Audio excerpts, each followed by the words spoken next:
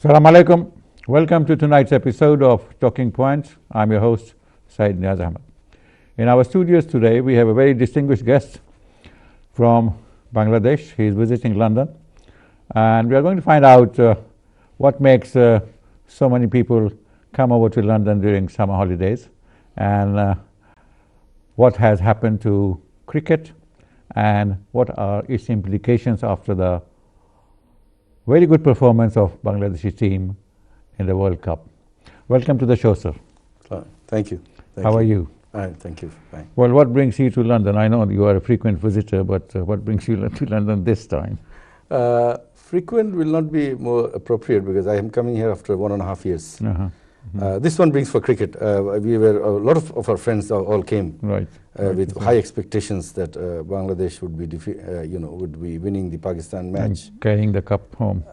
No, not carrying the cup home, but at least finishing at the 5th position. Right. So, but খুব disappointed হয়ে গেলাম because the India matchটা প্রায় winning matchটা হেরে গেল আর পাকিস্তানের সময় কি হলো বুঝলাম না it was really a disaster year. So everybody, a lot of people came, several hundred people from Bangladesh.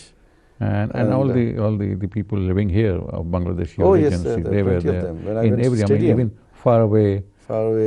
Two-thirds were Bangladeshis, 1/3 were Pakistanis. Yes. Also Indians, I see.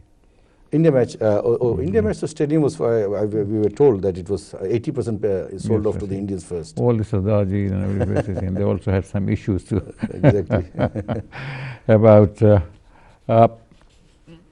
so how did you see this match, or these matches? What I was wondering was, sports is a great unifier of anywhere.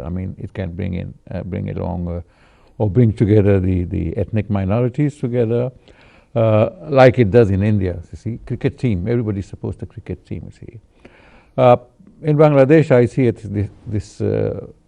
there is a political divide in Bangladesh. You see, but everybody was supporting the cricket team. See, so cricket has played a unifying role, isn't it? Well, applies in the case of every game. If it's a football even, there is no political divide in that year. Sure. But it's true, cricket is more prominent and it's a unifying factor only as far as the cricket is concerned. Right. Parabortite, then again it's back to pavilion. Don't you think that it should have, it could have a knock-on effect on the other aspects of our life as well, that it will do unify and we will recognize each other's differences. We are not cloned, we are not the same people. Very difficult. This is the division is so steep, so obvious. Is it the rich-poor divide, or you're talking about the views? The political divide. The political divide is very difficult to match up. Difficult.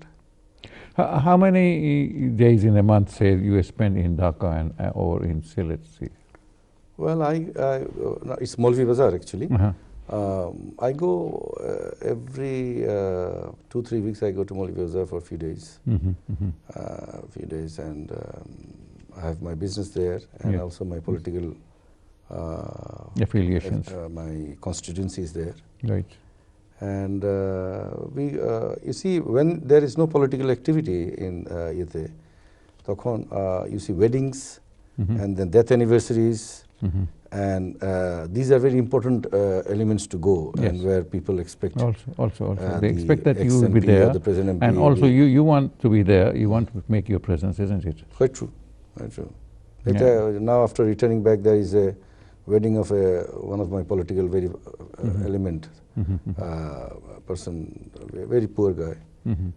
So, and he's expecting that I will be there on the 19th on his wedding. So I'll be there. Why I asked you about how many days you spend in Dhaka, because Dhaka, they are trying to get rid of the rickshaws, and they say that the rickshaws cause all the traffic problems. For people like you, probably you will not understand the life without rickshaw. No, I ride it sometimes. But rickshaw has been quite contained, but still it's quite prevalent. And thing is that I don't think it will be possible to remove rickshaw completely, because poor areas people, they are all coming here into Dhaka for livelihood, and the easiest job they get is to get into a rickshaw. Yes. And that, I don't know whether any political government or any government will be able to remove at this stage. Because the population of Dhaka is so, it's increasing all the time. Overwhelming.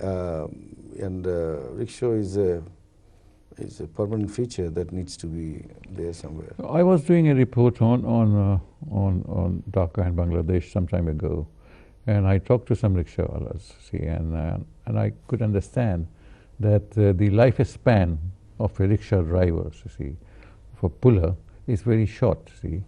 He can't go on doing it for 10 years or 20 years like that, like any other profession, because he needs to pull it, use the pedal power. Of course, now you have those. There's motorized rickshaws now. But very dangerous.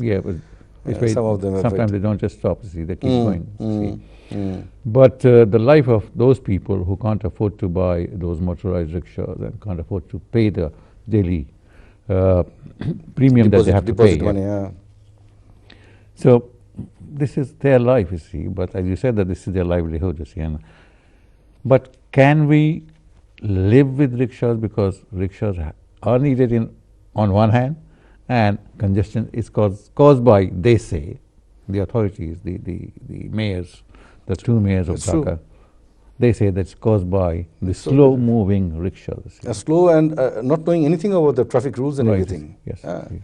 So that's you see, the only city in the world, or only country in the world where rickshaw is still used is Bangladesh.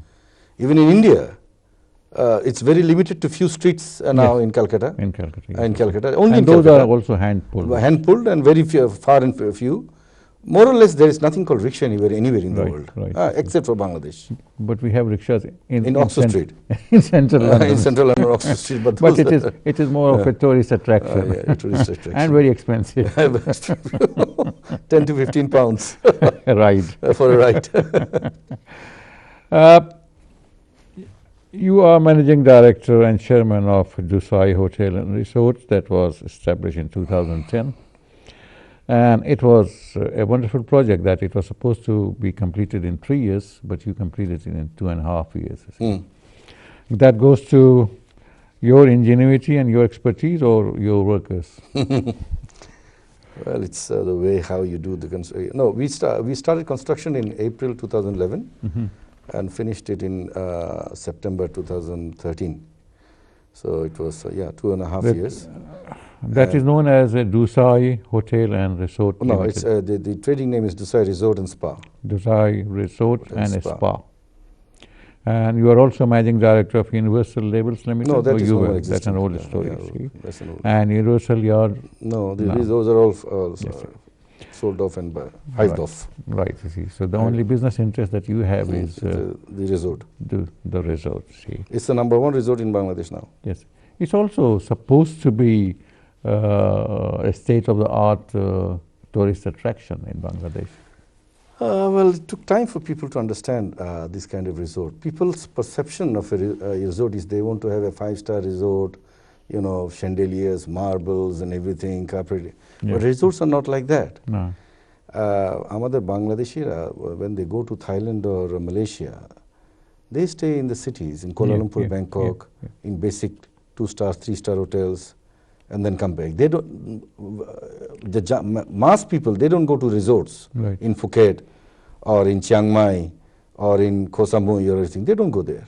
It's only the rich few who go there and spend the year. So for them, most Bangladeshi, it was a new concept thing. They never experienced such a thing before. But did you establish it to attract the Bangladeshi yes, traffic? Well, of course, it's fully Bangladeshi traffic, because Bangladesh tourism, high-end tourism is zero. Right. It's only low-end backpacker tourism, which is a few thousand a year. Right. Which is a few thousand a year. But high-end tourism next absolutely zero. So it's 95% of our clientele are local Bangladeshis, and 5% are foreigners who live in Bangladesh. And that also foreigner like Chinese, the Sri Lankans, a few Indians. A few Indians don't take holidays, absolutely. It's not in their psyche. And it's some Sri Lankans and Chinese who come in projects and everything. And sometimes Westerners, very far in between, handful of them. Is it because you don't advertise properly, or? No, you see, hotels and others, they don't advertise. There's nothing to advertise there. It's just word of mouth. And then we have very powerful Facebook advertising effect. But you don't advertise on TV or newspaper. It's not something, it's not a product that you advertise. I will talk to you later about the tourism industry in Bangladesh, because see, we seem to have on four corners of Bangladesh, we have the tourist attractions, you see. One is in Tetulia, the other is in Sylhet, and Sundarban. Yes, four corners. All in the four corners. You're right in some respect. No, but Tetulia, people don't go there. But it can be exploited. It can be exploited, of course. Very nice. I did spend some time when I was young. There's no accommodations place over there. Basically, the two is, of course, the Sylhet now, because of these 3 new 5-star resorts that have come up, and the Cox's Bazar Tachi, and foreigners who come, little bit middle income foreigners who come on a group tours that they come, they prefer going to the Sundarbans. Right. They prefer going to the Sundarbans. They don't want to come to the tea gardens that much, and they don't go at all to the Cox's Bazar. Whoever foreigner comes in group tours, because they all prefer first choice is mangrove forest is mangrove forest, and then they go to in Bogra, this Paharpur. No, Mastangar. Mastangar and all those places, okhane jai. Those are the places they go. They hardly go to tea gardens or Cox's Bazar to jai na. They don't go. There's no tourists. I mean, they're not attracted to sea beaches, are they? I mean, no. It's not the question of being attracted to the sea beach. There's nothing to do in Cox's Bazar, in first place. What will you do? You can go and see the beach one day. Then what else do you do? There's no entertainment, nothing. So even for Bangladeshi, even if you're Bangladeshi, you go. One day is good enough. But there are hotels, isn't it? Oh, hotels galore. Hotels, because people want to go and wet their feet a little bit in the sea water, and that's the end of it. Pictures and take some pictures and everything, and that's the end of it. It's not like various people have various kinds of enjoyment. So Westerners would Westerners they'll just be made chased out literally. So there's no Westerners, absolutely. It's all 100% Bangladeshis. But we do have a very powerful ministry of tourism, isn't it? No, come on, give it. It's no powerful ministry of tourism. The most least powerful is a dumping ministry. Okay, we need to take a break, and then when we come back, we will pick up the same thread. Thank you. Thank you for being with us. Don't go away. We'll be back soon after this short break.